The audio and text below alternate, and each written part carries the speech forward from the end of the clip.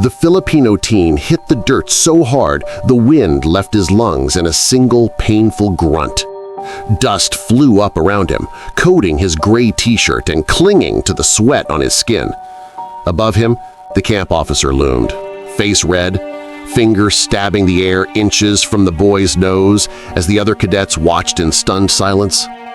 "Get up, boy!" the officer shouted. "You think this is Manila Beach or something? Out here, we don't have time for lazy foreigners." A few of the kids flinched. One or two looked away. Nobody moved. Off to the side, a dark SUV rolled to a stop, engine ticking as it cooled. The driver's door opened and a man in full-dress uniform stepped out, metals catching the sun. He took in the scene in one long, measuring glance, and his jaw tightened. The boy on the ground was named Nico Valdez, 16 years old, born in California to Filipino immigrant parents. This camp was supposed to be his chance to prove something – to himself, to his dad, to everyone who thought he was just the quiet kid. It wasn't a real military base, just a summer leadership camp run by retired officers on the edge of town. The brochure promised discipline, confidence, and a taste of military life. Nico had memorized every line. His father hadn't wanted him to go at first. "You don't have to prove anything to me, anak," General Miguel Valdez had said, his own U.S. Army uniform hanging on the back of his office chair. "I know how hard this life is." "I know, but people at school, they act like I'm soft. I want to show them I can do hard things too. I want to understand what you do." That last part had gotten to his father. Miguel remembered being Nico's age, a new immigrant, desperate to belong. He saw the same fire in his son's eyes. After weeks of back and forth, he'd agreed, with conditions. "You call me if something feels wrong. Hard is okay. Dangerous or disrespectful is not." For the first few days, camp was exactly what Nico expected. Early wake-ups, endless push-ups, running until his legs felt like rubber. The other kids groaned and joked and complained, but they pulled together. They shared blister pads and stories about home. Nico made friends: Jamal from Atlanta, Emily from Ohio, Leah from Arizona. They teased him about how seriously he folded his clothes. "Your dad really a general?" Jamal asked one night in the tent, flashlight beams crisscrossing the canvas. "Yeah," Nico said, a little embarrassed. "He doesn't talk about it much at home, but people salute him when we visit base." "So you're like camp royalty," Emily joked. "We should be saluting you." "Please don't," Nico laughed. "He'd kill me." The only thing that didn't fit was Staff Sergeant Collins, the camp officer running their platoon. Collins was big, loud, and seemed to especially enjoy yelling at Nico. At first, Nico thought it was standard drill instructor stuff. Everybody got yelled at. But after a while, the pattern became too obvious to ignore. When Nico aced the map reading test, Collins said, "You sure you didn't cheat off someone who speaks English as a first language?" When he volunteered to carry extra water on the hike, Collins smirked. "Trying to impress me, Rice boy?" The other cadets looked uncomfortable, but nobody knew what to say. Nico told himself not to make it a big deal. Just push through, he thought. You want it hard? This is hard. It was the hottest day of the week, the red dirt almost shimmering. The course was simple on paper. Crawl under low wires, climb over a wall, sprint to the finish. Nico's group lined up, hearts pounding. Collins paced in front of them, boots kicking up dust. "Out there, nobody cares about your feelings," he barked. "You slip, you die. You fall behind, you're dead weight. I want to see who the real soldiers are and who's just here for the t-shirt." When it was Nico's turn, he took off fast, adrenaline giving him wings. He slid under the first set of wires, popped up, scrambled over the low wall. His lungs burned, but in a good way. He could hear his new friends cheering. Then his boot caught on a loose rock near the last hurdle. He stumbled, went down hard on one knee, and instincts from a lifetime of being careful kicked in. Instead of scrambling blindly, he checked his footing, made sure he wouldn't twist his ankle, took one extra second to steady himself. That was all Collins needed. "Pathetic!" the officer roared, storming over. Before Nico could get fully up, a heavy hand slammed into his shoulder, shoving him back to the dirt. The world tilted. Dust filled his mouth. "You think the enemies can wait while you pause to take a little break?" Collins shouted. "You move when I say move." "I just slipped, sir. I'm getting back up." "Oh, I bet you are," Collins sneered. "That what they tell you back in whatever village you crawled out of? You're lucky we even let you wear this uniform." A ripple went through the watching cadets. Jamal's jaw dropped.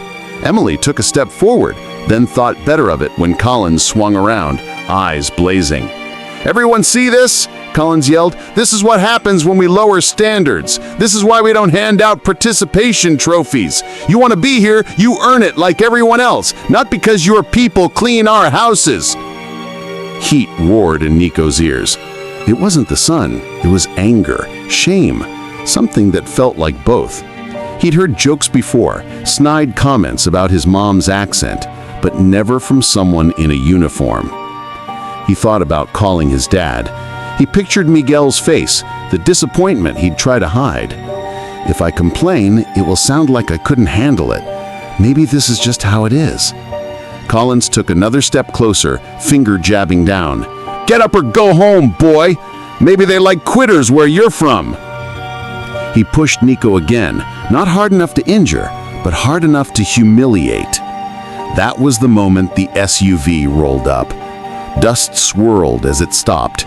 The driver's door opened, and out stepped General Miguel Valdez in full dress uniform, cap under his arm, silver stars glinting in the sun.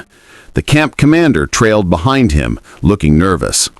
Every cadet who recognized the rank instinctively straightened.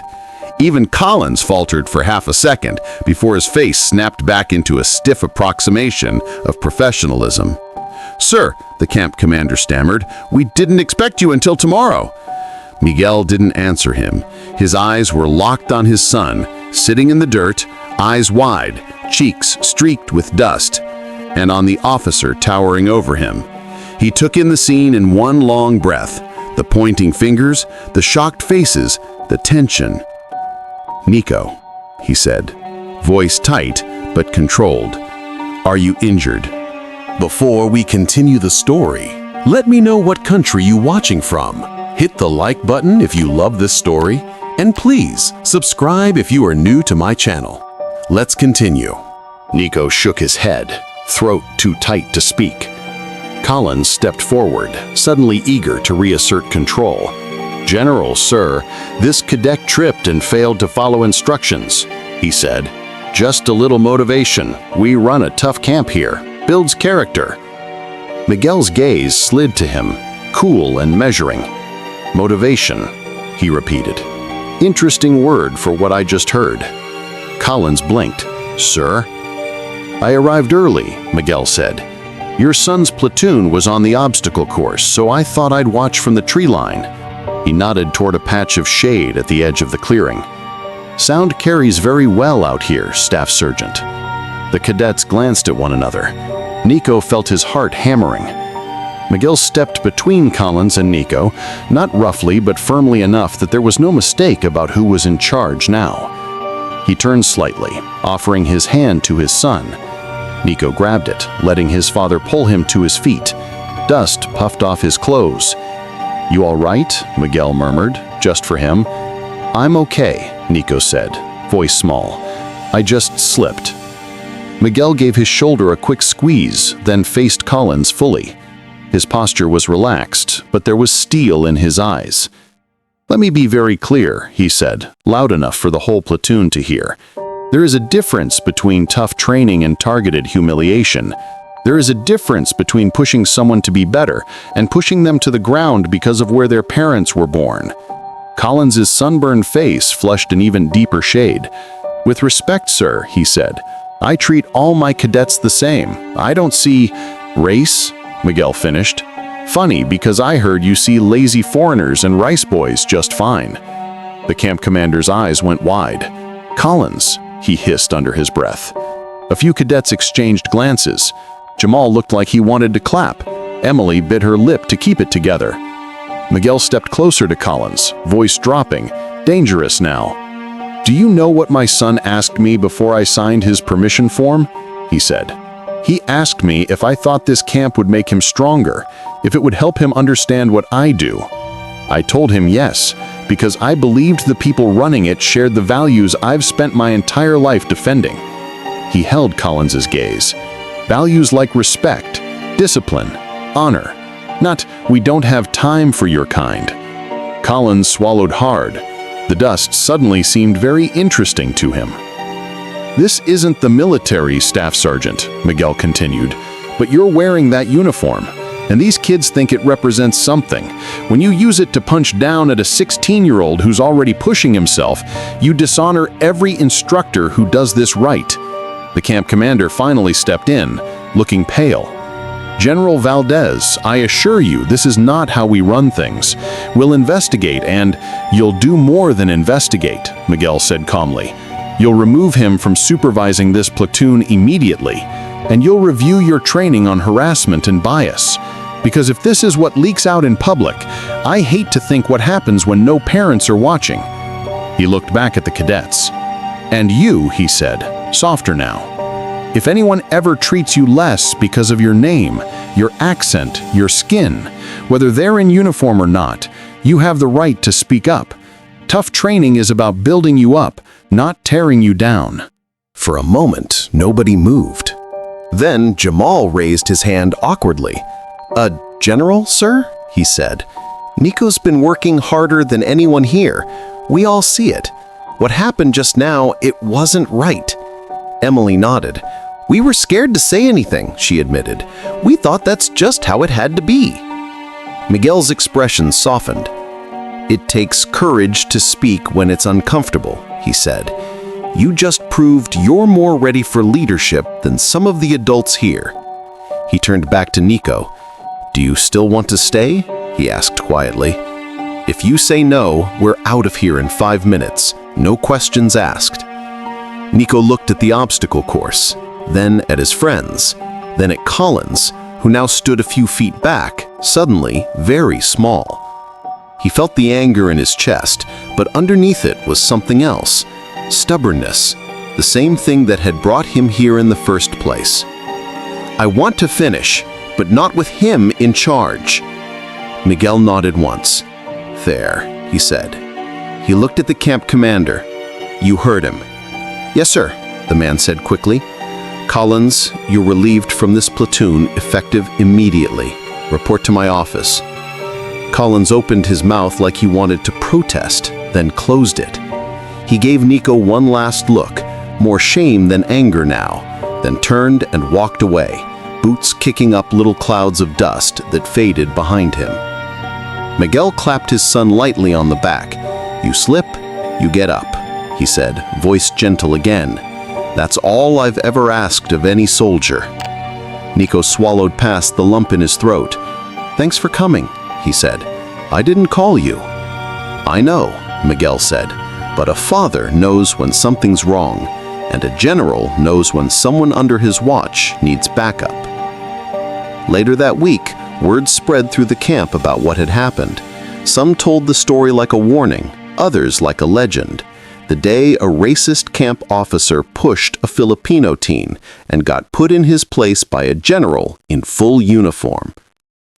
For Nico, the most important part wasn't the gasp when everyone realized who his father was. It was the moment after, when the general didn't just defend his own kid, but every kid who'd ever been made to feel small in the name of toughening them up. On the last day of camp, as Nico completed the obstacle course, feet sure, heart steady, he heard new shouts from the sidelines. "Let's go, Valdez!" Jamal yelled. "You've got this," Emily added. He cleared the final wall without falling this time. But even if he had slipped again, he knew now, falling wasn't the shameful part. The shame belonged to the people who pushed others down and called it training. Thank you for watching to our Badge and Justice stories. If you want to watch more stories like this, click the videos above. See you again tomorrow.